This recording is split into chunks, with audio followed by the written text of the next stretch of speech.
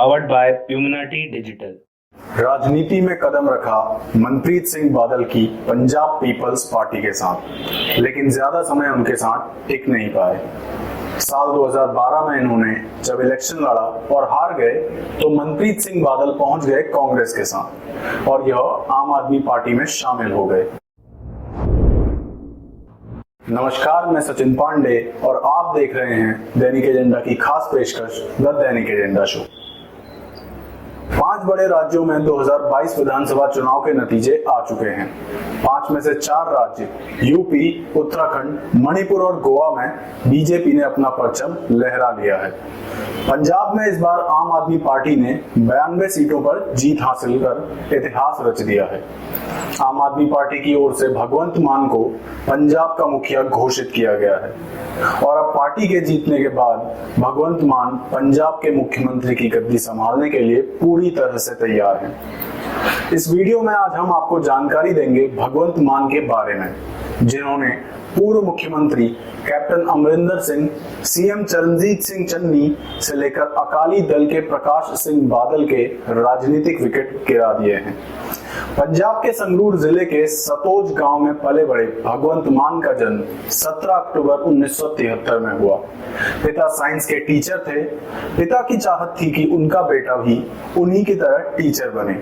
संगरूर के शहीद उधम सिंह कॉलेज से उन्होंने बीकॉम की पढ़ाई की, लेकिन कोई जॉब या बिजनेस नहीं किया क्योंकि उनका मन आर्टिस्ट बनने की तरफ था।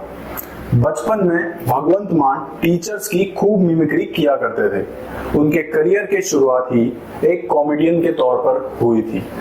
उन्होंने कई स्टेज शो और फिल्मों में काम किया और शोहरत हासिल की। बतौर एंटरटेनर उनकी पहली फिल्म कचहरी 1994 में रिलीज हुई। मान साल 2008 में the great Indian laughter challenge में चयनित हुए। उसके बाद स्टेज से खड़े होकर जनता का दिल जीतने का उनका दौर शुरू हो गया और कॉमेडी जगत में उनका सिक्का बोलने लगा। जिस दौरान भगवंत मान स्टेज से लोगों को हंसा रहे होते थे, उस दौरान नवजोत सिंह सिद्धू उनके आगे जज बने बैठे होते थे। हालांकि इस बार विधानसभा 2022 चुनाव में दोनों एक दूसरे के प्रतिद्वंदी रहे और भगवंत मान ने नवजोत सिंह सिद्धू और उनकी पार्टी कांग्रेस को हरा दिया। उनके पारिवारिक जीवन की बात करें तो साल 2015 में मान का उनकी पत्नी इंद्रजीत कौर से डाइवोर्स हो गया। उनके डाइवोर्स की वजह उनका कामकाज में व्यस्तता को माना जाता है। इसकी पुष्टि भगवंत मान ने खुद किसी मीडिया बातचीत में की। इसके अलावा उनकी एक बेटी और एक बेटा है। यह तो रही भगवंत मान के पहले के जीवन की बात। अब आपको उनके राजनीतिक किस्सों के बारे में बताते हैं। भगवंत मान पंजाब के लोगों में काफी लोकप्रिय माने जाते हैं। जैसा कि हमने आपको शो में सबसे पहले बताया, उन्होंने राजनीति में कदम पंजाब पीपल्स पार्टी के साथ रखा।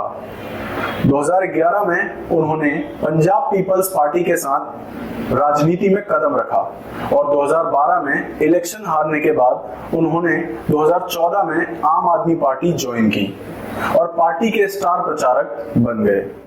अन्ना हजारे आंदोलन से उभरी आम आदमी पार्टी को पंजाब में भारी समर्थन मिला और साल 2014 में जब मोदी लहर चल रही थी, तब पंजाब में भगवंत मान ने अपनी लहर चलाई और शिरोमणि अकाली दल के सुखदेव सिंह ढींडसा को हराकर संगरूर लोकसभा क्षेत्र से 16वीं लोकसभा के लिए चुने गए। 2014 में पंजाब से आपको 4 सीटों पर समर्थन मिला था।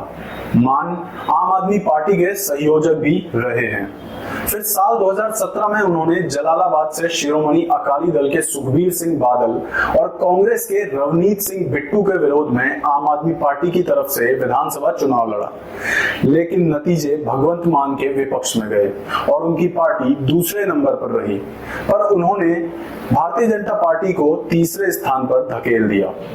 इसके बाद भी 8 मई 2017 को भगवंत मान को पंजाब से आम आम आदमी पार्टी का अध्यक्ष बनाया गया, लेकिन उन्होंने कुछ ही समय बाद इस्तीफा दे दिया। वे इस बात से नाराज थे कि अरविंद केजरीवाल ने ड्रग माफिया को कथित रूप से संरक्षण देने के लिए अकाली नेता बिक्रम सिंह मजीठिया के खिलाफ मानहानि मामले में अदालत में माफी मांगी थी।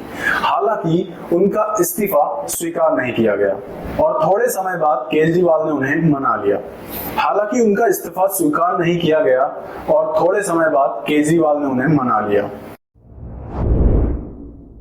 साल 2019 में भगवंत मान ने फिर से संगरूर लोकसभा चुनाव से दावेदारी ली और 1,10,211 वोटों से जीत हासिल की। इस बार उन्होंने शिरोमणि अकाली दल के परमिंदर ढींडसा और कांग्रेस पार्टी के केवल सिंह ढिल्लों को पछाड़ा। वैसे तो कई नेता शराब पीते हैं, लेकिन मान पर संसद में शराब पीने का आरोप कई बार लगा था। कई बार उनके शराब में डूबे होने के वीडियो वायरल हुए। कई बार उन पर विपक्षी नेताओं द्वारा संसद में शराब पीकर आने के आरोप लगाए गए और 20 जनवरी 2019 को उन्होंने केजरीवाल के साथ मंच पर शराब छोड़ने की कसम खाई। उनका कहना था कि उन्होंने ऐसा अपनी मां की बात मानते हुए किया। 18 जनवरी 2022 को आपने पंजाब विधानसभा चुनाव के लिए भगवंत मान का नाम बतौर सीएम घोषित कर दिया। चयन कथित तौर पर जनता के मतदान द्वारा किया गया, जिसमें केजरीवाल ने दावा किया था कि 93% मतदाता मान को चाहते हैं। पार्टी के इस ऐलान से उसका डंका बज निकला और वो पंजाब में पूर्ण बहुमत से जीतने में कामयाब रही। भगवंत मान पंजाब के लोगों में खास लोकप्रिय माने जाते हैं। लोगों को मिमिक्री के माध्यम से हंसाने के अलावा पंजाब में उन्होंने अपनी आवाज कई सामाजिक मुद्दों पर बुलंद रखी है। मोहाली में उन्होंने सरकार के खिलाफ एक प्रोटेस्ट में हिस्सा लिया। किसान आंदोलन के दौरान भगवंत मान संसद में किसानों के पक्षों को लगातार रखते रहे। किसान आंदोलन में वह जमीनी स्तर पर भी लगातार सक्रिय रहे। आगामी 16 मार्च को पंजाब में भगवंत मान बतौर मुख्यमंत्री पद का शपथ ग्रहण करेंगे। शपथ लेने से पहले ही भगवंत मान ने बड़े फैसले लेने शुरू कर दिए हैं। यहाँ शपथ ग्रहण समारोह मोहाली के राजभवन में होना था, वह अब महान स्वतंत्रता सेनानी भगत सिंह के गांव खटकर कला में होगा। किसी भी सरकारी कार्यालय में मुख्यमंत्री की तस्वीरें लगाने को मना किया गया है। मान के अनुसार इसके बजाय भगत सिंह और BR अम्बेडकर की तस्वीरें सरकारी कार्यालयों में दीवारों पर लगाई जाएंगी। इसी के साथ मान के निर्देश पर राज्य सरकार ने कई VVIP और बड़े नेताओं की सरकारी सुरक्षा पर कैंची चला दी है। उनके यह एक्शन इशारा देते हैं कि आने वाले दिनों में सूबे में कई अहम बदलाव देखने को मिल सकते हैं। खैर, बदलाव कितने देखने को मिलेंगे यह तो वक्त बताएगा।